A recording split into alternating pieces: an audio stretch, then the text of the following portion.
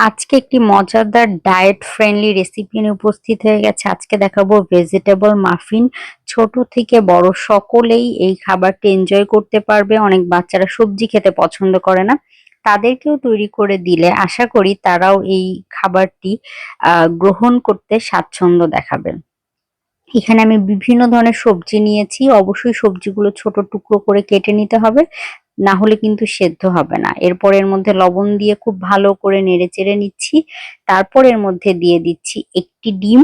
আর এর মধ্যে দিয়ে দিব ১ টেবিল চামচ পরিমাণ আটা।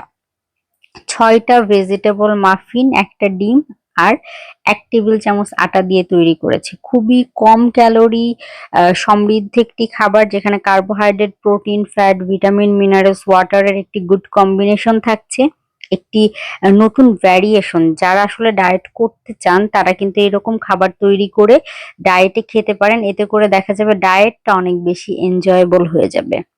আমি আমার পেশেন্টদেরকে আসলে সবসময় এরকম বিভিন্ন মজার, মজার রেসিপি আইডিয়া দিয়ে থাকি। কারণ ডায়েটকে কখনো বোরিং করা যাবে না। ডায়েটকে এনজয় করতে হবে। বিভিন্ন হেলথি অপশন গুলো আপনি আপনার খাবার তালিকায় রাখতে পারেন।